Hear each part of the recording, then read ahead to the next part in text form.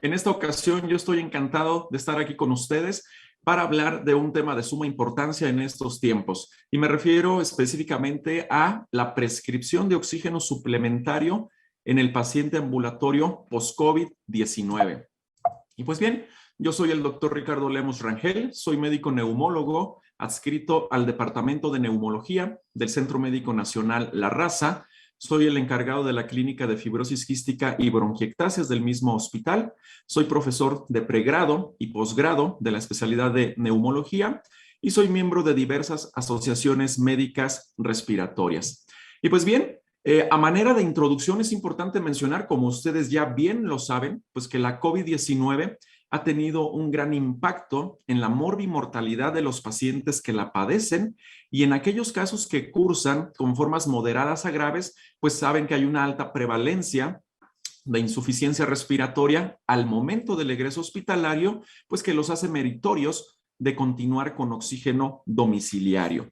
Teniendo esto en mente, entonces pues el objetivo de la charla en los próximos minutos será describirles los criterios y las indicaciones para el uso de oxígeno suplementario domiciliario en pacientes ambulatorios que cursaron con cuadro de COVID-19.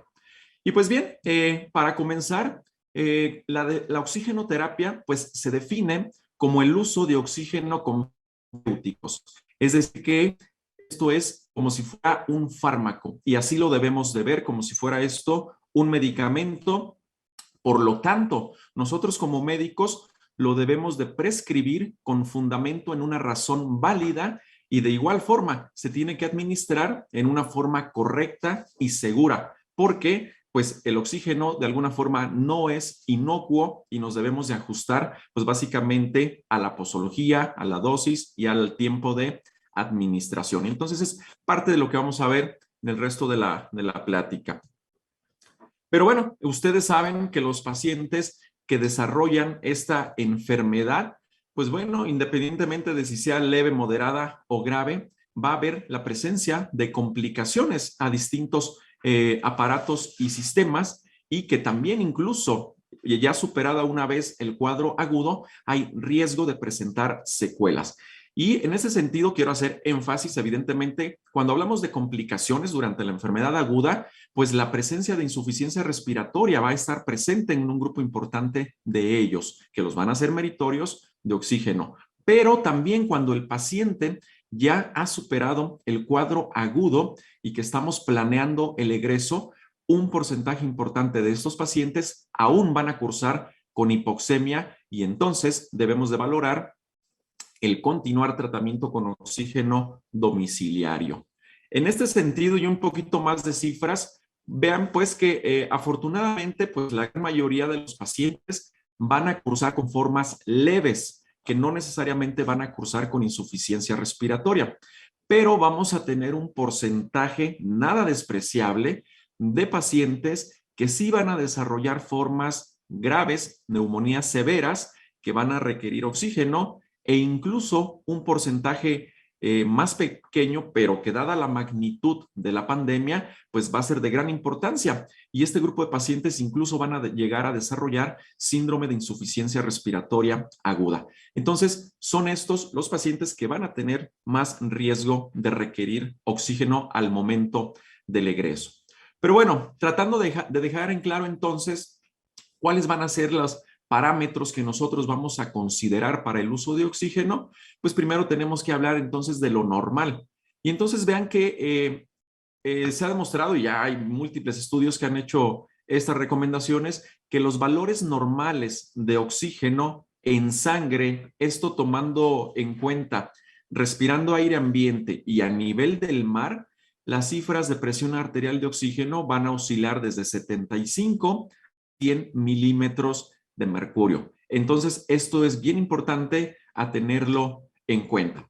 Pero en la práctica clínica, entonces nosotros vamos a hablar de hipoxemia arterial cuando la presión arterial de oxígeno se encuentre precisamente por debajo de los 80 milímetros de mercurio. Y hablaremos de insuficiencia respiratoria cuando los valores de presión arterial de oxígeno se encuentren por debajo de los 60 milímetros de mercurio. Evidentemente, para hacer estos diagnósticos es indispensable y es fundamental que contemos con una gasometría arterial para que nosotros podamos hacer esta valoración. Idealmente, si lo que queremos evaluar es precisamente si hay hipoxemia e insuficiencia respiratoria, debería de ser sin la presencia de oxígeno. ¿Por qué? Porque el oxígeno, pues, evidentemente nos va a modificar estas variables. Pero, bueno, también se acepta que por oximetría podemos tomar como un valor indicativo o un subrogado de insuficiencia respiratoria cuando el paciente presente niveles de saturación por debajo del 90%. Entonces vean también cómo pues la oximetría que tanto se ha empleado pues también viene a ser importante. Pero bien, entonces, ¿a qué pacientes le voy a dar oxígeno?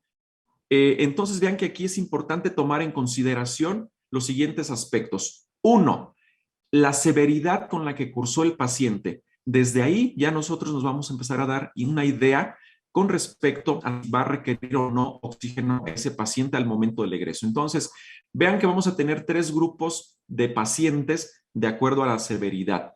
El primer grupo, el paciente con una afectación moderada que requirió oxígeno suplementario a través de cánulas nasales con menos de 5 litros, es decir, con una cantidad relativamente baja de oxígeno. Luego vamos a tener al grupo 2, que son los pacientes que cursaron con afectación severa y que estos pacientes sí requirieron flujos altos de oxígeno, generalmente más de 5 litros. Y por último, pacientes grupo 3, afectación crítica, y que son los pacientes que llegan a requerir incluso ventilación mecánica invasiva. Pero vean que no solo la severidad de la enfermedad nos va a orientar a la posibilidad de uso de oxígeno, sino evidentemente también debemos agregar otras variables. Y el grado de disnea evidentemente va a importar también, y obviamente lo que acabamos de ver ya en la diapositiva previa, la determinación de gases arteriales o en su defecto la oximetría. Entonces vean, vamos a ver enseguida cómo con la combinación de estos grupos más disnea y gases arteriales, nosotros vamos a establecer pautas para el egreso y el manejo de estos pacientes en domicilio. Y aquí nada más, a manera de recordatorio, pues les pongo precisamente lo que es la escala de disnea MMRC. Es una escala que seguramente ya conocerán. Es una escala que va del 0 al 4. 0 es un paciente que prácticamente no tiene disnea. Y en el grado 4 es un paciente que con el simple hecho de vestirse o de desvestirse ya presenta disnea. Y entonces pues hay que tratar de ubicar a nuestros pacientes en estos grados para poder hacer una evaluación correcta. Ahora, entonces, tenemos a un paciente que ya ha superado la etapa aguda de la enfermedad y que ya estamos considerando el egreso. Entonces, vamos a tener el grupo 1. El grupo 1 de pacientes van a ser aquellos pacientes que ya tienen disminución franca de los infiltrados inflamatorios a nivel de imagen, en donde también desde el punto de vista serológico tenemos ya marcadores inflamatorios normales con una frecuencia respiratoria normal y que preferentemente ya el paciente, la disnea va a ser una disnea leve, MRC1 a 2 y que pues se encuentre estable en la esfera cardiovascular.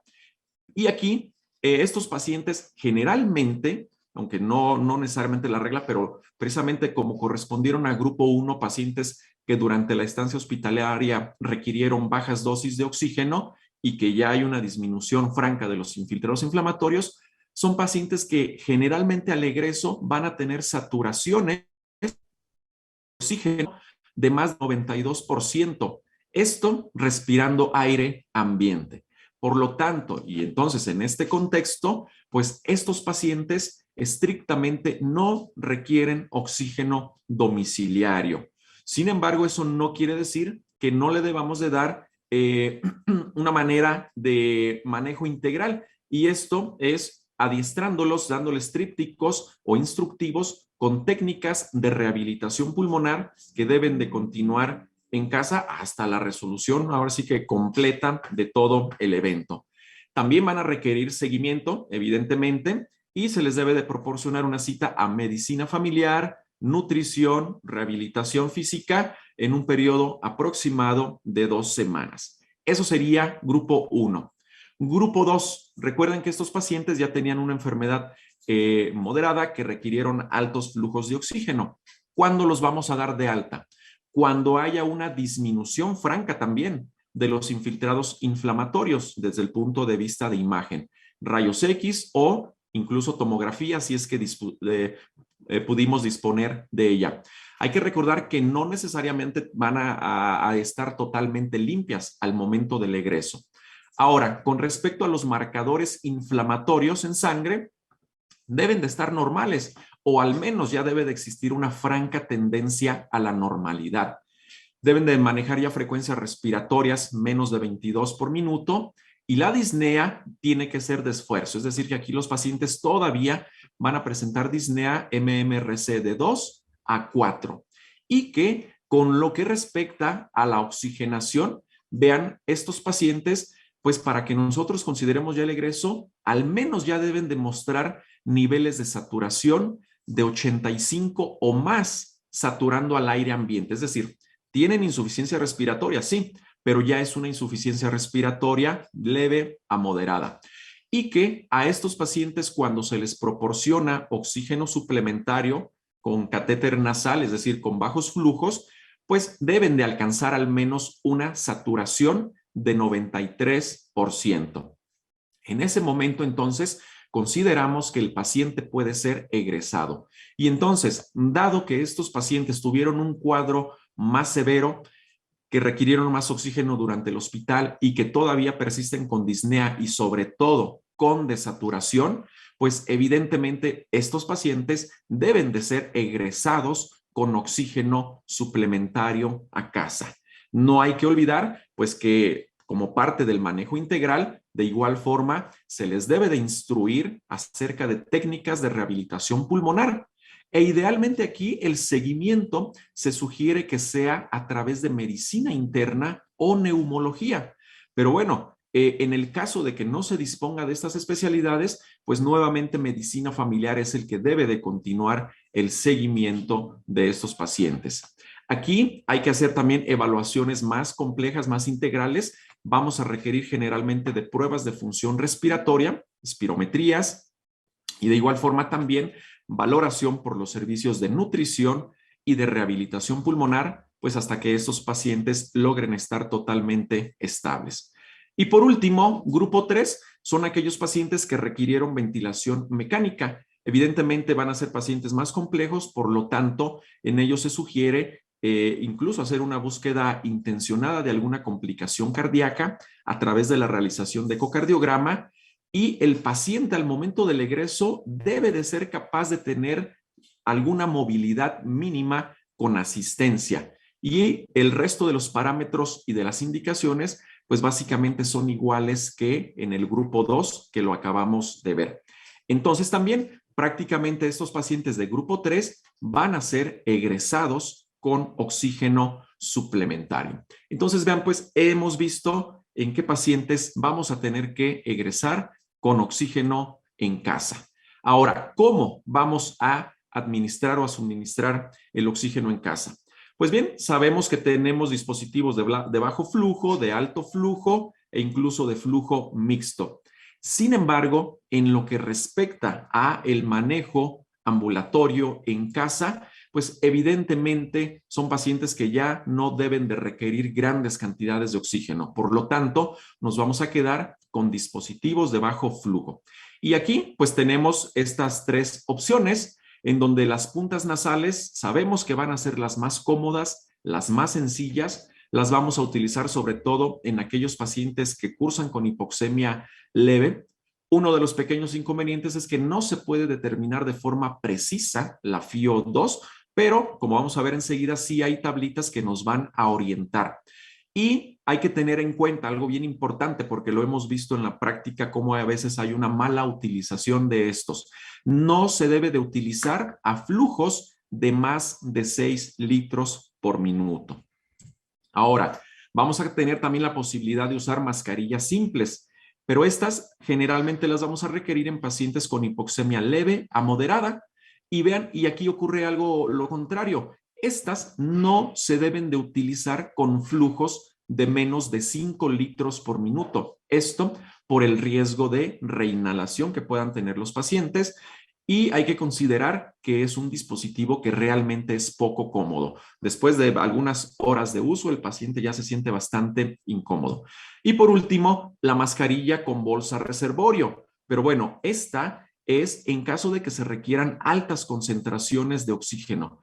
De igual forma, no se debe de utilizar con flujos de menos de 5 litros por minuto. Y aquí hago mucho énfasis porque nos ha tocado ver pacientes que utilizan este tipo de dispositivos y están usando 2 o 3 litros por minuto. Y en realidad no, porque existe alto riesgo de reinhalación y en vez de ayudar a nuestro paciente, lo estamos perjudicando. Pero bueno, en términos generales, entonces vean cómo el dispositivo de elección para utilizar en casa, pues, fundas nasales. Ahora, ¿a qué cantidad lo vamos a usar? Pues bueno, ya vimos que los pacientes al momento del egreso generalmente van a cursar con hipoxemias leves a moderadas. Por lo tanto, con puntas nasales, con flujos que pueden ir desde 1 hasta máximo 5 litros, o FiO2 del 24 hasta el 40%, generalmente va a ser más que suficiente para que nosotros podamos tener o lograr saturaciones de 92% o más en estos pacientes, que sería la meta a tener en ellos. Entonces, vamos a prescribir la cantidad necesaria de oxígeno para alcanzar esa saturación. Otro de los puntos importantes a considerar es cuánto tiempo. Bueno, la hipoxemia generalmente la presenta el paciente casi todo el día. Por lo tanto, y esto es extrapolado de otras patologías que cursan con insuficiencia respiratoria, pues es de que se ha demostrado que al menos el uso debe de ser de más de 16 horas al día. Y esto es importante mencionarlo porque luego los pacientes lo usan únicamente cuando tienen disnea, cuando se levantan al baño, cuando salen a la calle y regresan con disnea y desaturados. El paciente se conecta 15, 20 minutos, se recupera y se desconecta, pero el paciente sigue saturando 86, 87, 85. Evidentemente ya no se va a sentir tan grave, pero entonces lo correcto es que si el paciente tiene insuficiencia respiratoria o hipoxemia, al menos lo utilice 16 horas al día. Y esto incluye toda la noche y en el día se puede utilizar de forma fraccionada. Ahora, es importante nada más mencionar a manera de precaución que el paciente va a manejar un semáforo en casa, en donde, como ustedes pueden ver, de acuerdo a la cantidad de litros que el paciente necesita para lograr las saturaciones que habíamos mencionado, arriba de 92 al 94% más o menos, si son de 1 a 3 litros, pues el paciente está bastante seguro. Si el paciente requiere 3 a 4 litros, está ya limítrofe. Y si el paciente tiene que utilizar más de 4 litros para poder alcanzar esa saturación, es un paciente que debe de tener un monitoreo mucho más estrecho. Y debemos de decirle que de alguna forma, pues que está inseguro y que no se debe de confiar y debe de estar atento a la dosis de oxígeno o si requiere algún otro tratamiento o incluso si fuera necesario que continúe el manejo mejor todavía en un medio hospitalario. Bien, ¿qué hay con respecto a el seguimiento una vez que hemos prescrito el oxígeno? Pues bueno, vamos a seguir este algoritmo y vean que si por algún motivo el paciente tenía una prescripción definitiva de oxígeno, pues bueno, no, como tal no es el caso, no aplica mucho para pacientes post-COVID. ¿Por qué? Porque generalmente esperamos que esta insuficiencia respiratoria sea transitoria. Por lo tanto, ¿qué debemos hacer? Pues bueno, debemos de hacer una revaloración a los 3 meses de que el paciente fue egresado. Y entonces no solo debemos de ver si el paciente lo ha usado o no, sino que nos debemos de hacer la pregunta si el paciente debe de continuar con la prescripción de oxígeno, con todos los criterios que acabamos de ver. Si el paciente encontramos que aún persiste con datos de hipoxemia, de insuficiencia respiratoria, pues evidentemente ese paciente debe de continuar. Y entonces la próxima revaloración la haremos a los 6 meses.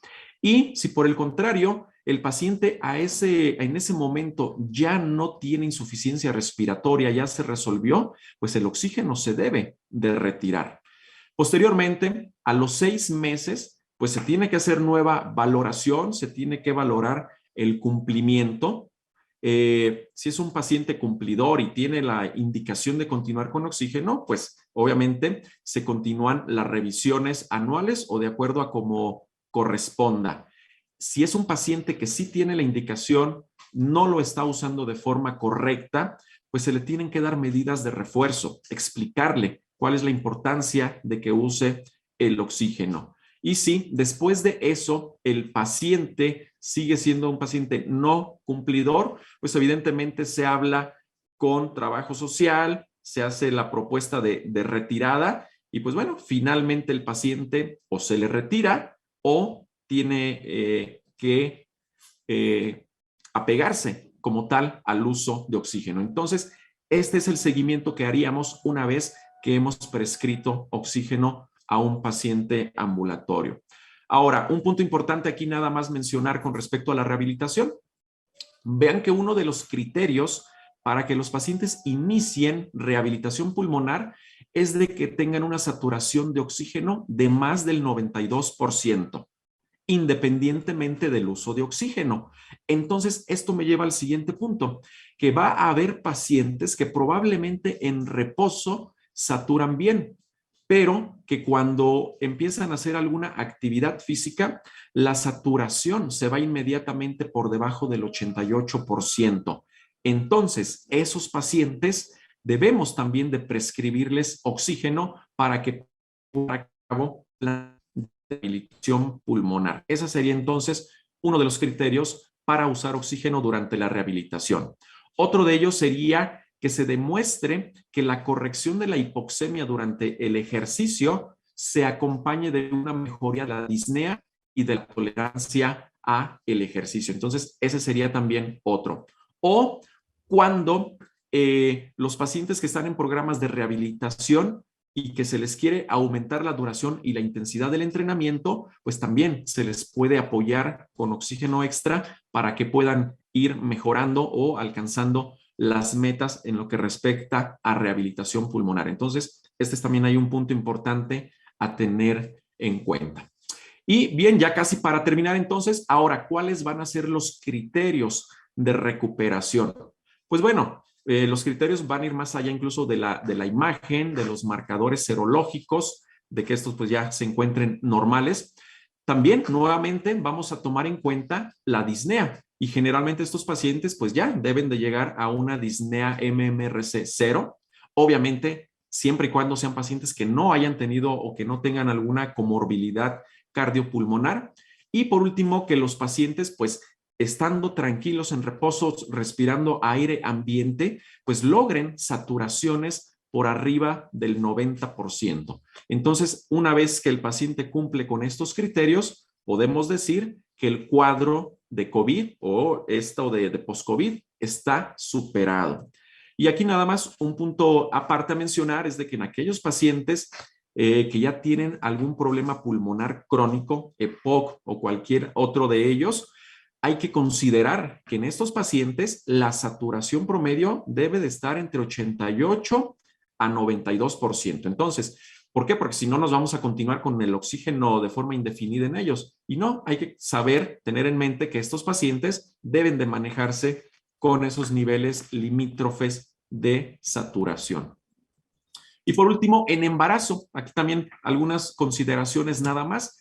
Idealmente estas pacientes en aire ambiente, si saturan arriba del 93%, pues no van a requerir oxígeno suplementario, pero si desarrollan la enfermedad durante el embarazo y desaturan, pues debemos de proporcionarles oxígeno suplementario y lo ideal es que mantengan saturaciones de oxígeno por arriba del 94%. Idealmente el seguimiento de estas pacientes debe de ser por neumología en este plan, en este cronograma más o menos establecido a la semana, a las 2 semanas y posteriormente un mes después de el alta.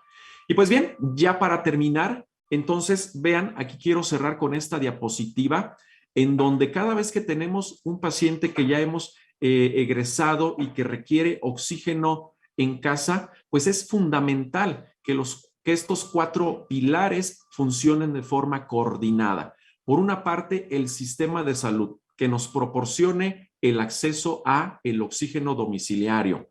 Por otra parte, el médico prescriptor, que sepa bien las indicaciones, los criterios, las dosis que le va a prescribir a el paciente y que el paciente a su vez pues se apegue a las recomendaciones que le está dando su médico en cuanto a la cantidad, a la forma y al tiempo que debe de utilizar el oxígeno. Y por último, pues las empresas proveedoras pues que lo hagan en tiempo y forma. Y con esto, pues finalmente vamos a llegar a un final feliz en todos estos pacientes, pues que lamentablemente han pasado por todo este proceso tan difícil. Y pues bien, yo les agradezco mucho su atención y espero que podamos vernos en una siguiente ocasión. Muchas gracias y hasta la próxima.